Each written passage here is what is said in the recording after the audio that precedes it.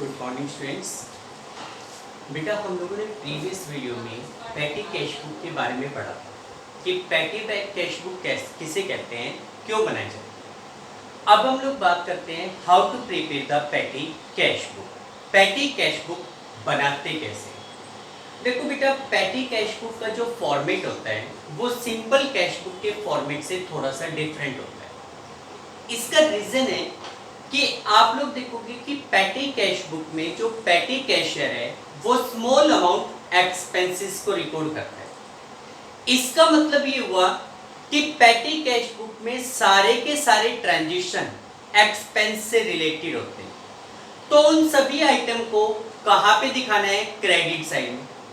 सारे के सारे ट्रांजैक्शन में आपके पास से पैसा जाएगा। केवल एक केस होता है जिसमें पैटी कैशियर को हेड कैशियर से स्टार्टिंग में कुछ एडवांस अमाउंट मिलता है। इसके अलावा बाकी के सभी केसेस में उनके पास से पैसा जाना होता है।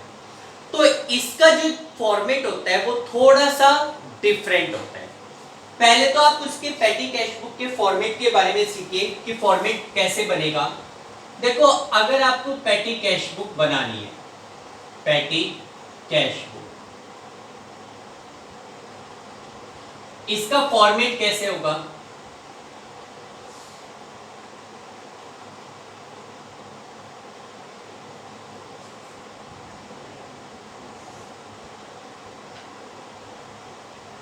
पहले तो यहां तक सिर में देखो बेटा, इसमें हम लोग कोई डेबिट या क्रेडिट साइड की तरह मेंटेन नहीं करते कि date, particular ledger folio amount, debit amount, credit या कैश बैंक, ऐसा कुछ नहीं है। इसमें सिंपल सा यहां पे ये जो फर्स्ट कॉलम होगा ये होगा अमाउंट रिसीव्ड का। फर्स्ट कॉलम किसका होगा? हमारा अमाउंट रिसीव्ड। अमाउंट डायरेक्ट हमने यहां पे अमाउंट रिसीव लिखा क्योंकि इसमें जो पर्टिकुलर का कॉलम होता है या डेट का कॉलम होता है वो सेपरेटली मेंटेन नहीं करते।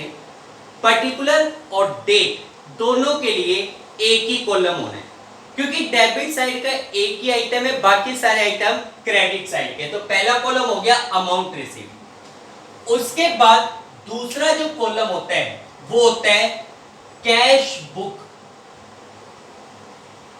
Folio number.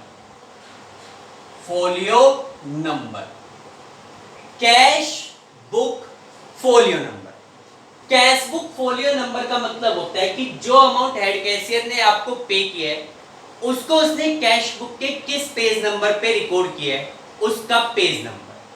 ठीक है, उसका पेज नंबर। उसके बाद तीसरा कॉलम, ये कोई काम नहीं आएगा, एज इट इज खाली रहता है आप लोगों के लिए आपके सिलेबस के अकॉर्डिंग।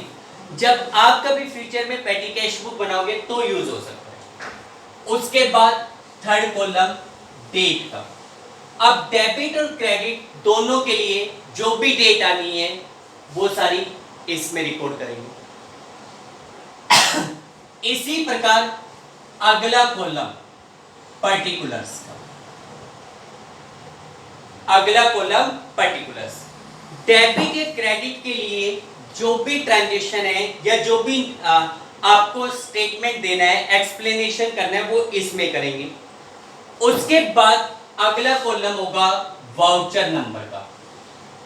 वाउचर नंबर, भाई आपको बताया था कि हर प्रकार के स्मॉल अमाउंट एक्सपेंसेस को रिकॉर्ड करने के बाद, रिकॉर्ड करने से पहले उस ट्रांजैक्शन से रिलेटेड वाउचर तैयार किया जाता है, बिल तैयार किया जाता है। तो उसका वाउचर नंबर क्या है? और यहां पे अमाउंट पेड। फिर उसके बाद आएगा अमाउंट पेड। अमाउंट पेड, हमने अमाउंट कितना पे किया। तो यहां तक पहले समझ लो। सबसे पहले amount receive, cash book folio number, date, particular, voucher number, amount pay. अब जैसे मान लो स्टार्टिंग में आपको पैसा मिल रहा है हेड कैशियर से। जब हेड के आपको कोई पैसा मिलता है, जैसे हेड कैशियर ने आपको कुछ पैसा दिया या आपके पास ऑलरेडी कोई बैलेंस अवेलेबल था, तो उसको हम डेबिट साइड में दिखाते हैं। तो यहां पे आप टू वर्ड का यूज करोगे, टू कैश। ठीक है, हेड कैशियर ने जो पैसा आपको दिया वो यहाँ पे। अब उसके बाद जो भी पेमेंट आप कर रहे हो उसके लिए डेट यहाँ पे लिखते जाएंगे। यहाँ पे लिखेंगे बाई, भाई जैसे आपने फ्रेट का दिया पैसा, आपने कोई पेन का पैसा दिया तो बाई पेन, वो सारे अमाउंट यहां पे पेड में दिखाते जाएंगे। ठीक, अब इसी के बाद इस पेटी कैश बुक का थोड़ा सा एक्सपेंशंस करेंगे।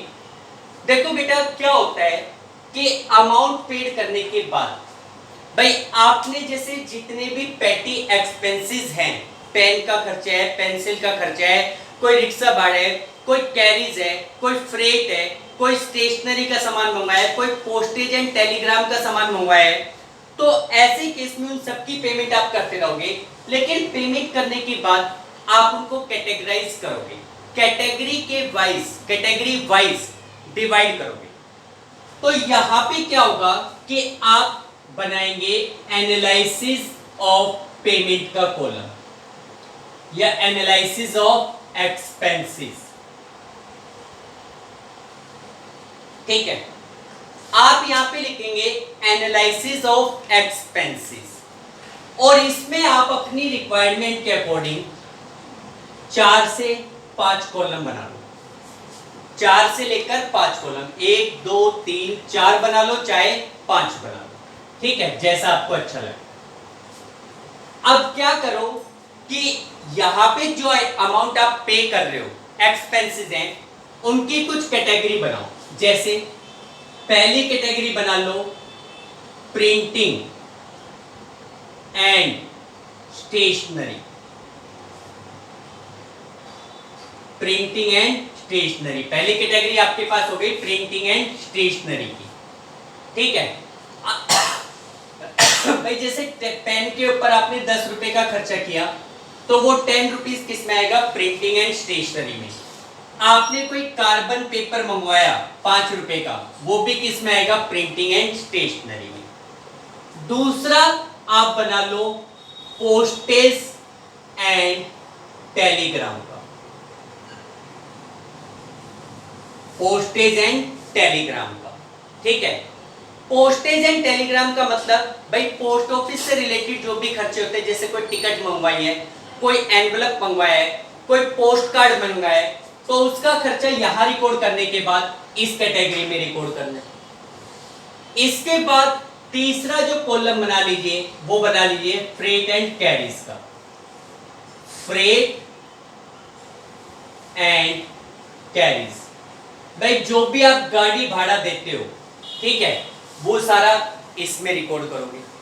और जो लास्ट कॉलम हो आपका, 4 ही कॉलम बना लो, लास्ट कॉलम डाल दो मिसलेनियस एक्सपेंस। लास्ट कॉलम में क्या लिखोगे, मिसलेनियस एक्सपेंस। जो खर्चे इन 3 कैटेगरी से बिलोंग नहीं करते उन सबको मिसलेनियस में डाल दो। जैसे कोई कस्टमर आया, उसके रिफ्रेशमेंट के ऊपर भाई आपने उसके लिए चाय मंगवा ली, 10 रुपए का खर्चा है, मिसलेनियस में डाल दो। ठीक है, आपने ऑफिस में हैंड वॉश के लिए एक शॉप मंगवा रखी है, मिसलेनियस में डाल दो। ठीक है, आपने कोई आपने कोई न्यूज़पेपर का पैसा दिया, कोई न्यूज़पेपर मंगवाया, किसी में नहीं आ रहा, किस में डाल दो, मिसलेनियस में। यानी कि बाकी के जो खर्चे होंगे वो सारे मिसलेनियस में। हो सकता है आपकी बुक में एनालिसिस ऑफ एक्सपेंस के कॉलम अलग अलग हो, आप अपनी रिक्वायरमेंट के अकॉर्डिंग अपने अकॉर्डिंग बनाएंगे। ये 4 कॉलम बना लिया करो, printing and stationery, postage and telegram, freight and carriage और लास्ट वाला मिसलेनियस। ठीक है बेटा, क्लियर। अब देखो इसी से रिलेटेड हम लोग एक क्वेश्चन करते हैं ताकि ये क्वेश्चन और अच्छी तरीके से हमारे लिए क्लियर हो जाए। देखो आपकी बुक में इलस्ट्रेशन 15 दिया गया है, जिसमें कहा गया है प्रिपेयर ए पेटी cash book on the impress system from the following particulars. आपको एक पेटी कैश बुक बनानी है, फॉर्मेट तो इसी प्रकार का होगा, सेम।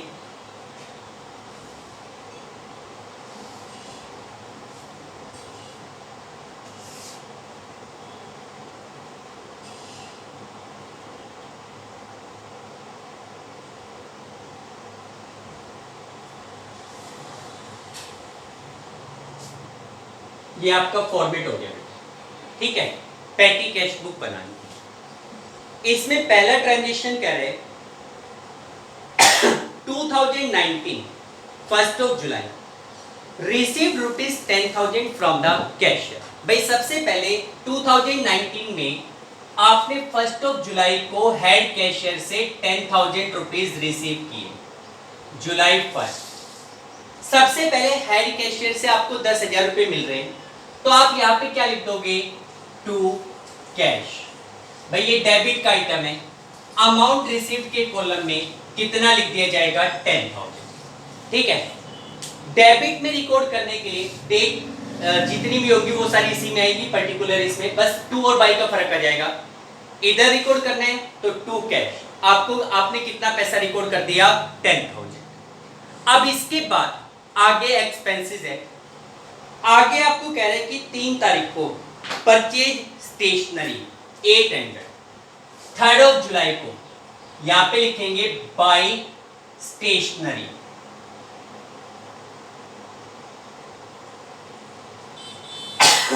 स्टेशनरी का अमाउंट पेड कितना दिखा रहा है, 800, और उस 800 को एनालिसिस ऑफ पेमेंट के कॉलम में भी आप शो करोगे, कितने का, प्रिंटिंग एंड स्टेशनरी के नाम से 800।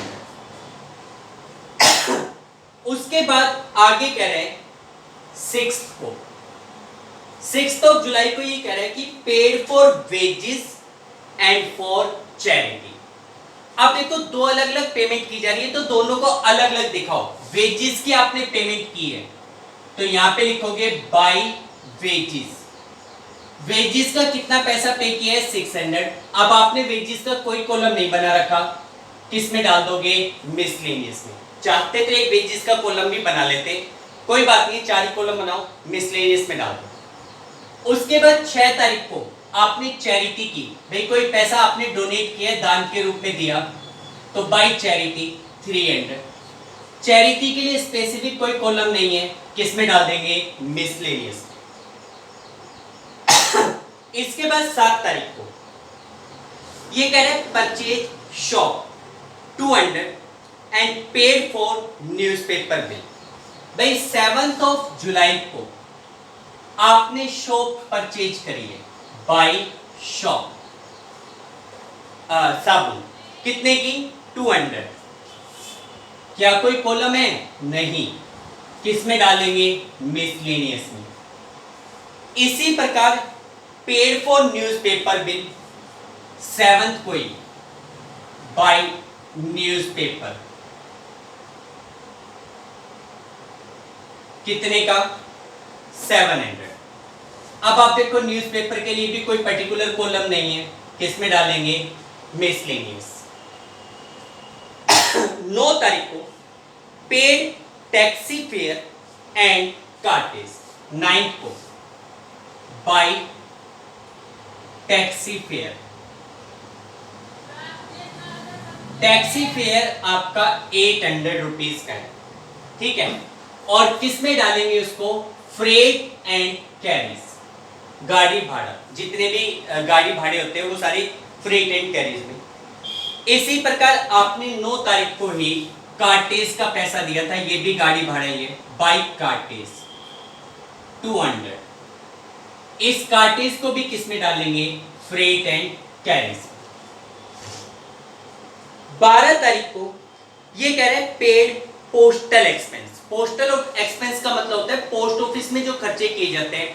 भाई जैसे आपको कोई पोस्ट भेजनी है, स्टैंप लगवानी है, तो वो सारे पोस्टल एक्सपेंस के नाम से कहलाते हैं। तो by postal expense, postal expense आपके पास कितने का है, 600। किस में जाएगा, पोस्टेज एंड टेलीग्राम में, किस में चला जाएगा, पोस्टेज एंड टेलीग्राम। फिर उसके बाद 14 को ये कह रहे हैं paid auto fare, by auto fare, auto का किराया। ऑटो फेयर कितने का था, 380 का, किस में चला जाएगा, फ्रेट एंड कैरीज में, 380। उसके बाद पेड फॉर कोरियर सर्विस 14 को ही बाय कोरियर। भाई कोरियर के अमाउंट आपने कितना दिया है, 70 रुपीज दिया है, ठीक है। कोरियर को भी आप पोस्टेज एंड टेलीग्राम में डाल सकते हैं, क्योंकि ये एक तरीके का प्राइवेट पोस्ट ऑफिस होता है, ठीक है। उसके बाद आगे कह रहे हैं स्पीड पोस्ट चार्जेस 25 को बाय स्पीड पोस्ट। भाई आपने स्पीड पोस्ट करवाई, आप सभी को पता होना चाहिए कि पोस्ट ऑफिस के थ्रू स्पीड पोस्ट करवाई जाती है। तो ये खर्चा स्पीड पोस्ट चार्जेस कितने का था? 400 का। किस में चला जाएगा? पोस्टेज एंड टेलीग्राम में। इसी प्रकार वेजेस पे की 25 को बाय वेजेस। वेजेस अमाउंट कितने का है? 600 रुपीज। किस में जाएगा? कोई पर्टिकुलर कॉलम नहीं है, मिसलेनियस में डाल दो। 26 को कार्टेज बाय कार्टेज गाड़ी भाड़ा कितने का? 450। किसमें? फ्रेट एंड कार्टेज में 450। उसके बाद रिफ्रेशमेंट एक्सपेंस 27 को रिफ्रेशमेंट बाय रिफ्रेशमेंट। रिफ्रेशमेंट का मतलब होता है नाश्ता, चाय नाश्ता वगैरह। जो हम कस्टमर से पूछ लेते हैं कि भाई चाय लोगे, कॉफी लोगे, ठंडा लोगे, तो वो एक प्रकार का रिफ्रेशमेंट कहलाता है। तो रिफ्रेशमेंट एक्सपेंस 800 है, पर्टिकुलर कोई कॉलम नहीं है, किसमें डालोगे? मिसलेनियस में। इसी प्रकार फोटोस्टेट चार्जेस 27 को बाय फोटोस्टेट। भाई आपने फोटोस्टेट करवाई है, कितने रुपए की? 400 रुपीज की। फोटोस्टेट प्रिंटिंग एंड स्टेशनरी का पार्ट होता है। किसका पार्ट होता है? प्रिंटिंग एंड स्टेशनरी का। इसी प्रकार 28 को पेन एंड पेंसिल, तो बाय पेन पेंसिल। भाई पेन और पेंसिल वगैरह मंगवाए गए, कितने के? 750। किसमें डालोगे? प्रिंटिंग एंड स्टेशनरी में। ठीक है। उसके बाद 29 को फिर वेजेस बाय वेजेस। वेजेस का खर्चा कितना था? 300 रुपीज। ठीक है। तो ये वेजेस पर्टिकुलर कोई कॉलम नहीं है, मिसलेनियस में डाल दो। उसके बाद 31 को loading charges by loading charge. Loading charges का मतलब होता है भाई जैसे कोई सामान एक प्लेस से दूसरे प्लेस पे भिजवाना है, ट्रक के थ्रू आपने माल लोड करवाया, ट्रक के थ्रू आपने अपना माल भेज रहे हो, तो ट्रक में माल को डलवाने का जो खर्चा होता है वो लोडिंग चार्जेस कहलाता है 150 का। किस में डाल सकते हो? फ्रेट एंड कैरीज में। ठीक है भी, क्लियर? ये सारे एक्सपेंस आपने रिकॉर्ड कर दिए। अब सभी एक्सपेंस को रिकॉर्ड करने के बाद आप पेटी कैश बुक का बैलेंस फाइंड आउट करोगे। पहले तो ये देखो कि टोटल एक्सपेंस कितने हैं, इन सब का टोटल कर लेना। तो बेटा इन सब का जब टोटल करोगे तो वो 8400 रुपीज आ रहा है, करके देख लेना। आप पहले तो सबका टोटल करो, 8400 का ये आ रहा है। प्रिंटिंग एंड स्टेशनरी में 1200 और 750 1950 आ रहा है। पोस्टेज एंड टेलीग्राम 1070 का आ रहा है। फ्रेट एंड कैरीज 1300 1700 1830 1980 रुपीज आ रहे हैं। और मिसलेनियस में 900 11 18 24 32 35 3500 आ रहे हैं। आपका जो टोटल एक्सपेंस है वो 8400 का है, और उसका बाइफरिकेशन डिवीजन अलग अलग कैटेगरी वाइज इतने का है। लास्ट में आप क्या करोगे? बैलेंस निकालोगे। भाई आपके पास 10,000 थे, 8400 आपने स्पेंड कर दिए। 31st को लास्ट में क्या करेंगे?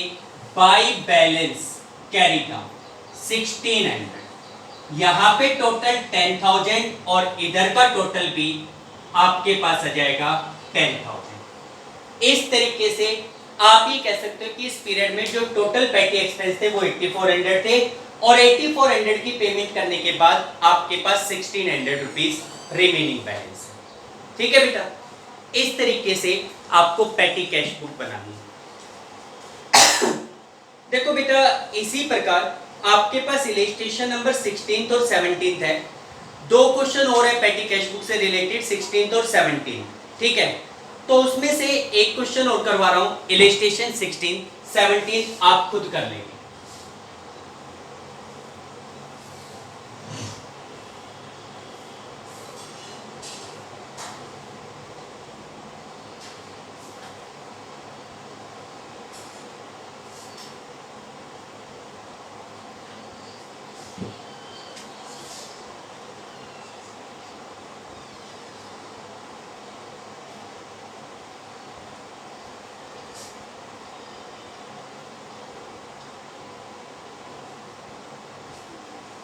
फॉर्मेट आपके सामने सेम ऐसे कैसा फॉर्मेट बनेगा। देखो इलिस्ट्रेशन 16 में ये कह रहे हैं enter the following transaction in the पेटी cash book of Shri Prem Sagar with appropriate analysis column. तो एनालिसिस कॉलम आप अपने अकॉर्डिंग बनाएंगे, हमने ये 4 कॉलम बना लिए। अब ये कह रहे हैं कि बैलेंस इट ऑन 15 मई 2020। 15 मई 2020 को इसको बैलेंस करना है, यानी कि पेटी कैश बुक का दोनों टोटल इक्वल करना है। Show the amount which would be receive from the cashier to make up the amount of the impressed rupees 5000। ये कह रहे हैं कि ये बताइए कि इंप्रेस्ड अमाउंट 5000 बनाने के लिए पेटी कैशियर हेड कैशियर से कितना पैसा रिसीव करेगा। एक तरीके से आपको हिंट दे दिया गया है कि आपका जो इंप्रेस्ड अमाउंट है in the beginning of period आपके पास 5000 होना चाहिए। अब आप देखो इसने 1 मई से ट्रांजेक्शन दी है 2020 1 मई। पहला कह रहे हैं कि receive from cashier 4720 the amount required to make up the amount of the impressed. भाई ये कह रहे हैं कि हेड कैशियर से आपने 4720 रुपीज रिसीव किए, 4720, ताकि आप इंप्रेस्ड अमाउंट मेंटेन कर पाओ। तो देखो एक बात क्लियर है, आपका जो इंप्रेस्ड अमाउंट है वो 5000 है और ये कह रहे हैं कि आपने 4720 हेड कैशियर से लिए, तो भाई इंप्रेस्ड अमाउंट तो 5000 होना चाहिए। आपने लिए कितने हैं 4720, तो बाकी का 280। तो यहाँ पे अंडरस्टूड है, थोड़ा सा दिमाग लगाइए कि भाई 5000 का अमाउंट होना चाहिए, आपने हेड कैशियर से 4720 लिए, इसका मतलब आपके पास 280 का बैलेंस ऑलरेडी अवेलेबल था। तो सबसे पहले 2020 1 मई को आप यहाँ पे लिखेंगे टू बैलेंस ब्रॉट डाउन। भाई आपके पास कितने का बैलेंस मानना पड़ेगा 280 का। In the beginning of period 280 आपके पास अवेलेबल था। फिर उसके बाद 1 मई को ही आपने हेड कैशियर से कैश ले लिया, टू कैश 4720। अब आपके पास 5000 हो गए, अब आप पेमेंट कर सकते हो। अब आगे कह रहे हैं कि 1 मई को परचेज स्टैम्प, आपने 400 रुपीज की स्टैम्प परचेज की, तो यहां पे 1 मई को क्या लिखोगे, बाई स्टैम्प 400। स्टैम्प कहां से खरीदी जाती है, पोस्ट ऑफिस से, तो इसको पोस्टेज एंड टेलीग्राम में दिखाया जाएगा।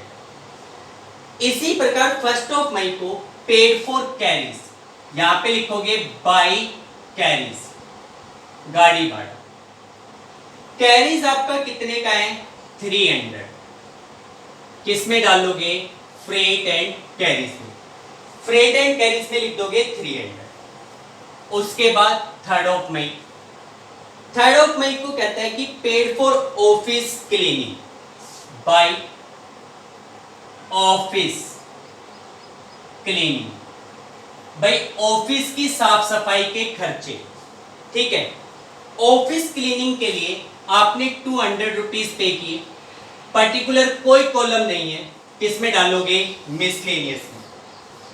इसके बाद पेड फॉर वेजेस, 3 को ही बाय वेजेस, आपने वेजेस पे किए 250, कोई कॉलम नहीं है, यहां पे कितना लिख देंगे 250।